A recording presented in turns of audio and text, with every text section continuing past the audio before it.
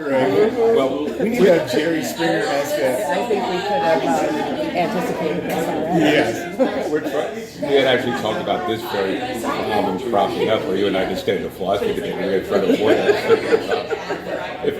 if I can. Anyway, so I went back and started rereading and researching ancient philosophy. And this philosopher answered that very specific question. And then Hawa and I had begun, and then that's how the project started. I said I think I can translate these ancient sensibilities and principles into 21st century positivistic philosophy. Wittgenstein and David Lewis are the two philosophers who I would cite as the people who most resemble what Kukai is talking about. I see. And hey, Hawa. So, is this a figure that you had read extensively before passing along to Jeff, or had you just tried to get him to at least consider Eastern philosophy as a viable way forward? Yeah, it's more the latter. I think through our conversations and my general way of being, I tend to try to open people's perspectives to consider wider considerations. Yep, I know he hates the word perspective. He was actually just sweating through his headphones that just slipped off because he was... Yep, so I know how to tweak and push his buttons in order to make him think about some new things. And this happens both ways, back and forth. So, no, I had not considered Kukai previously, but just through other conversations, I think it started with African writers and African philosophy, and then we moved into Eastern philosophy and started to see common threads, but also wide, vast differences. And we began to investigate the common line throughout them all. So you managed to get past his wall of Victorian words that mean nonsense long enough to get him to think. You know, he's got hogwash, balderdash, poppycock. You know, once you get past them, you know you're getting to him. Right. We all have our language. We do. Yes. And so I guess I wanted to ask you. I mean, his major conceit is this idea that no, I don't mean conceited. I mean conceit as in terms of a system. Your major conceit is that you think that Eastern philosophy is necessarily wed to religion. Did you see it that way? Because I mean, we've talked in the past about Eastern philosophy, and I've actually found Eastern philosophy so accessible because it either doesn't seem to be overtly religious, or it looks at philosophy and religion as being somewhat interchangeable. I think, again, the latter I would gear myself towards, where Eastern philosophy and religion are considered interchangeable. However, when we talk about religion, that word, quote unquote, it tends to there's a lot of baggage along with that, right? And so when I never considered separating the two and seeing what that would look like or how that felt in my body. But, through my studies of yoga and Buddhist theory through that, the two are interchangeable, and the marriage of the two in my studies has helped me greatly understand the doctrine and the ritual, which is something that Kukai touches on. One of his main points is melding and unifying the book thought, the doctrine, the written word, if you will, to the practice, which would be embodying what the word says. Yeah, and I'm going to ask this question towards Jeff, though I'm going to start looking at you because I think I know your answer to it. So I'm going to ask you, Jeff, do you think that it's possible that Western thought is oftentimes characterized by certain dualisms, mind, body, action, theory, and that kind of stuff? Do you think that religion and philosophy or religion and psychology are one of those binaries that perhaps Eastern philosophy helps us transcend? would not use the word transcend, first of all. I will say this. I'm sorry. You No, I like it. He corrects me on my poor language. I got It's it. not a poor language thing. I think you're referring to an event that I don't think happened. But what I will say is I think Western religion, as Kukai understands it, is eminently serviceable with respect to philosophy. I think they both can be integrated quite easily and comfortably. What I don't think, what I tell Hawa is, what I would like to do is skim off the surface the Peter Pan and Lollipop. Try not to swear. The Peter Pan Lollipop. We're not like there's no FCC for us, baby. We can do whatever we want. The Peter Pan Lollipop horseshoe, I like to call it, that goes with. He doesn't use Victorian. Now he's moved into the 50s. And I think, wow, we're really moving up in the world. I'm trying. Yeah. That is often in attendance with a lot of Western translation and interpretation of Buddhist tracts and doctrine. Whereas Kukai does a little bit of that in his poetry, but I found Kukai only does that in poetry because at a certain point in his writing and his thinking, words begin to fail him, and the only way he thinks he can express or articulate what he's talking about is through poetry. And I have an answer to that, and I think Wittgenstein has a particular answer to that. I think it's funny. I've been reading a lot about the way that early American philosophers interacted with Eastern philosophy, and at first they were really good at not exoticizing, not fetishizing, not trying to. That's a good way to put it. Exoticizing. And really got down to the things that made sense. I specifically think the Buddhist philosophy of mind would be something that you, as a logical positivist, would like.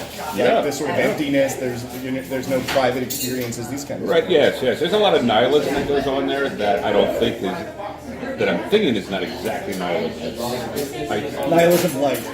I don't know what to call it that, but he does talk about the shadows and the emptiness, Less calories. but it's not the tragic angst that's existential. It's intended to be a more uplifting. Yeah, let me talk about that because emptiness and nothingness seem to be great sources of anxiety. The whole existentialist tradition in Western philosophy is like, what do we do now that we recognize that there's no substance there, and like the death of God and all that kind of stuff. Whereas you see, when you look to Eastern philosophy, this isn't treated as a crisis necessarily.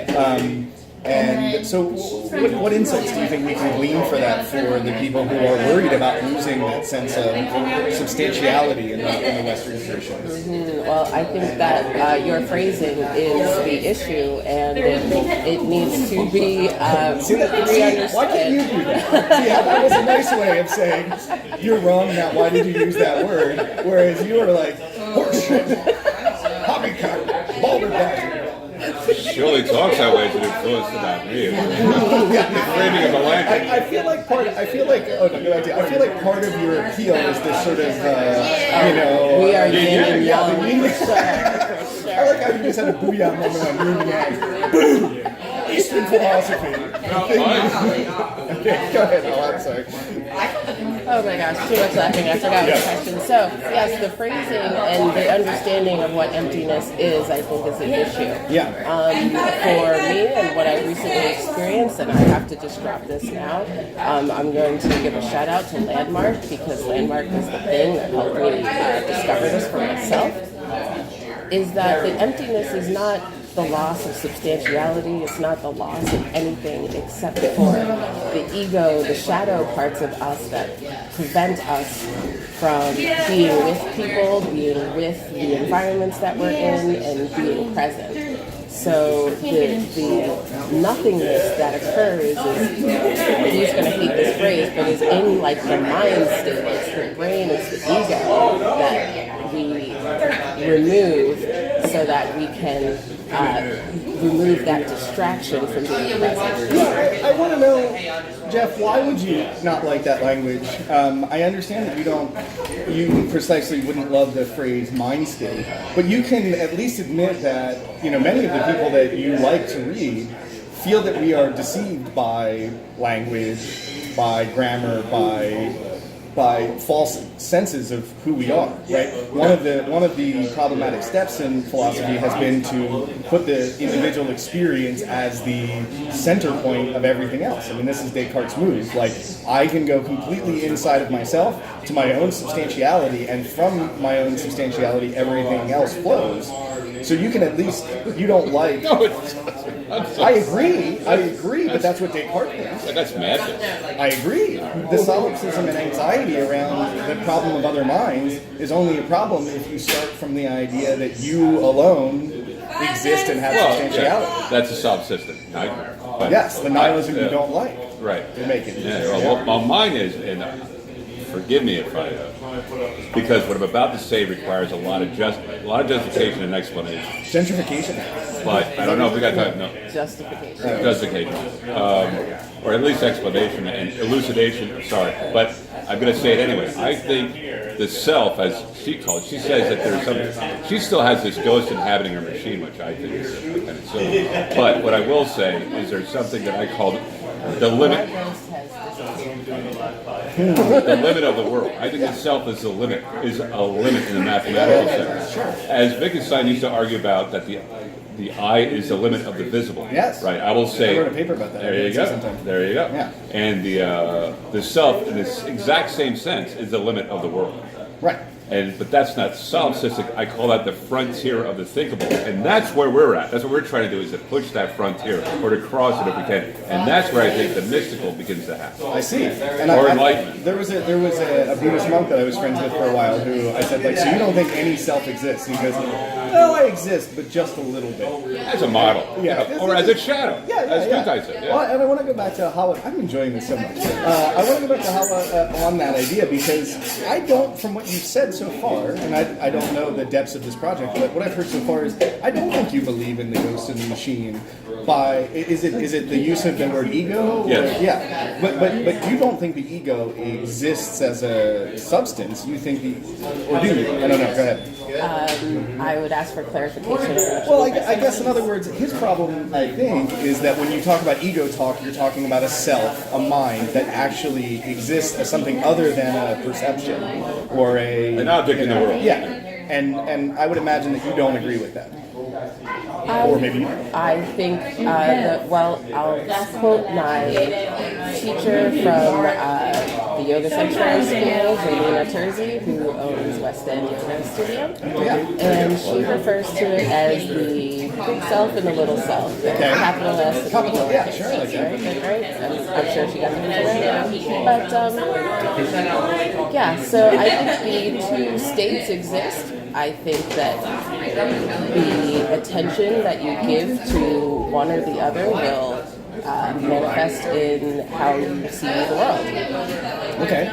And so what is the big self? Jeff seems to think of it as the sort of limit of your world. The world. Not The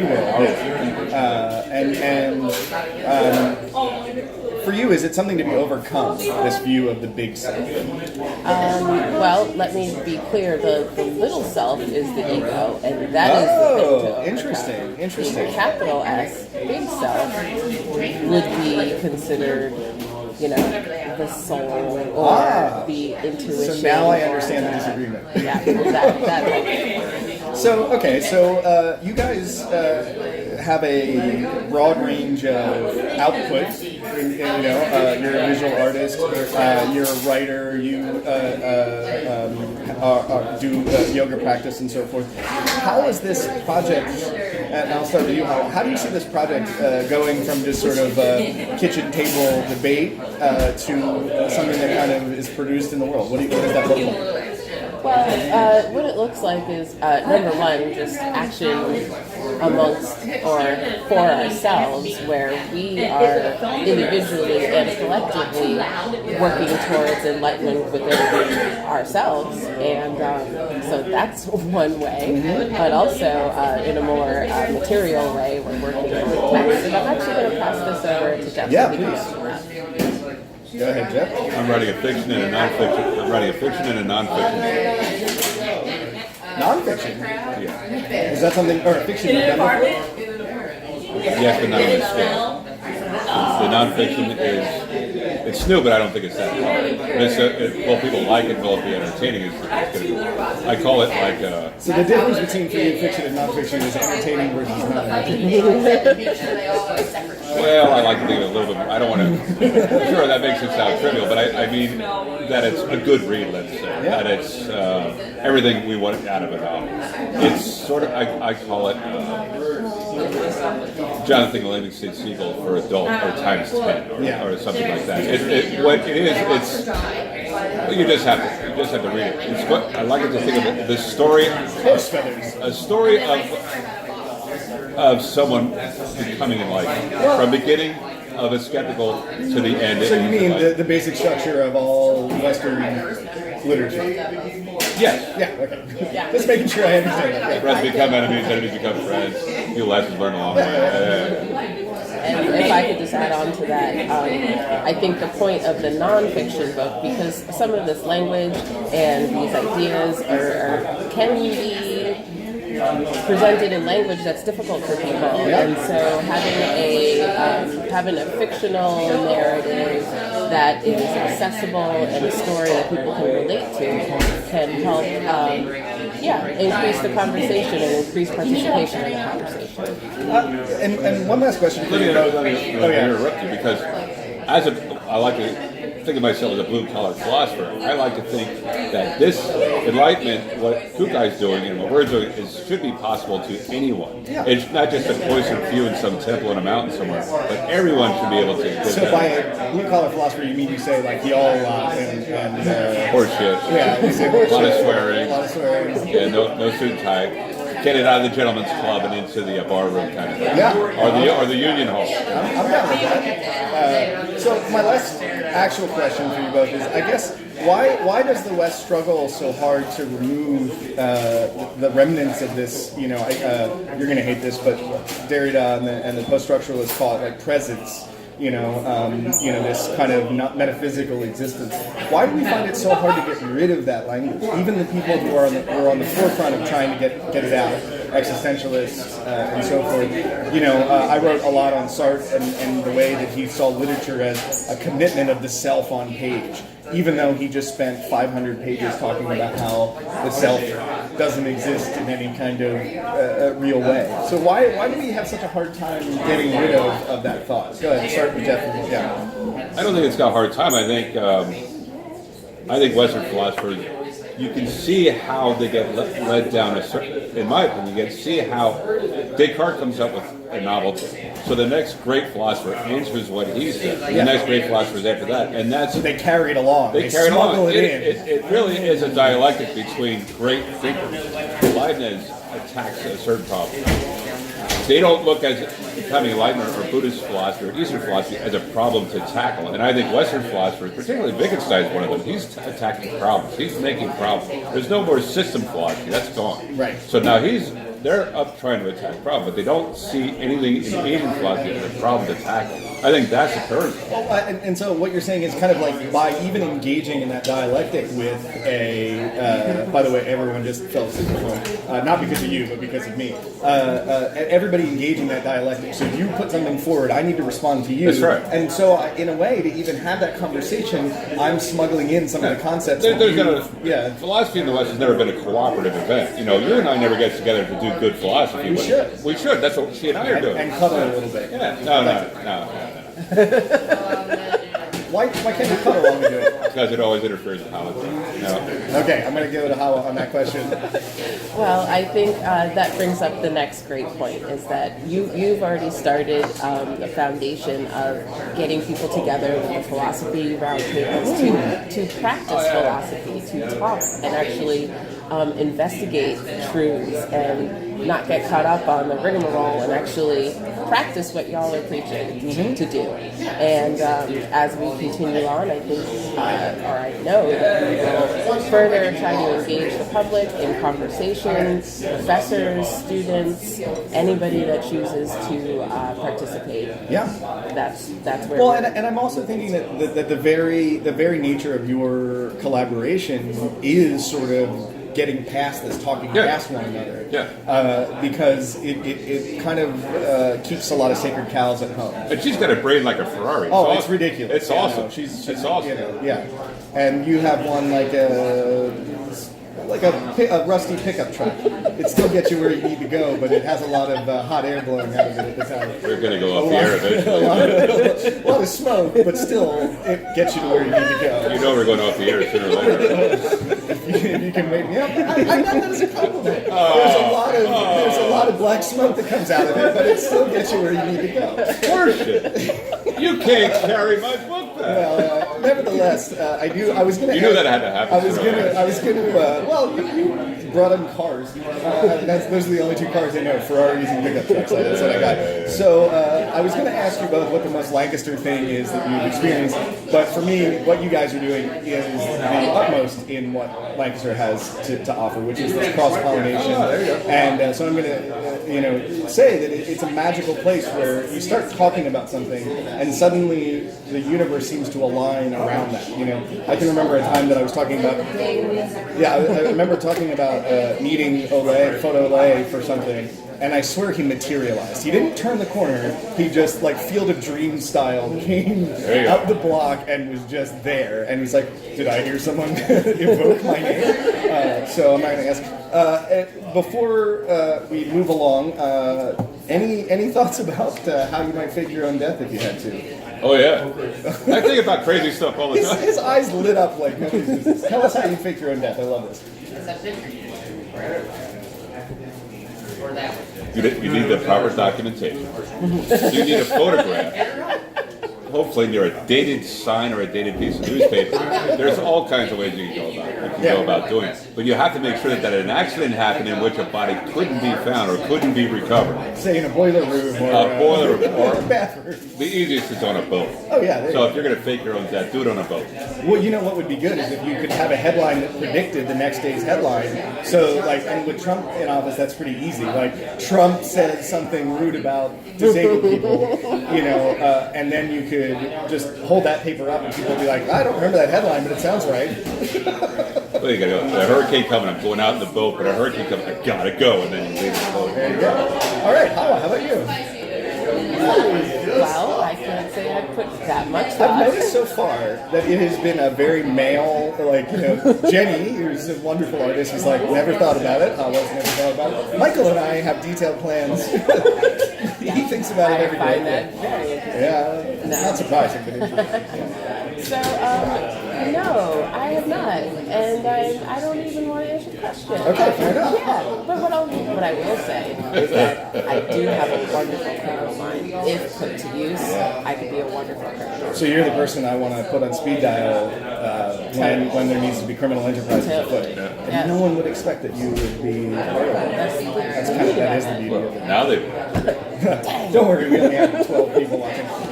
No, that's pretty good, 12. Thank you so much for being here. This has been really fantastic. Please come back again because I would love to see how this looks in June. Yeah, and that's you guys are a fun audience, fun interview subjects. So thank you so much. Really appreciate it. Everybody, give it up for Jeff and Hawa. All right, now I get my headphones back.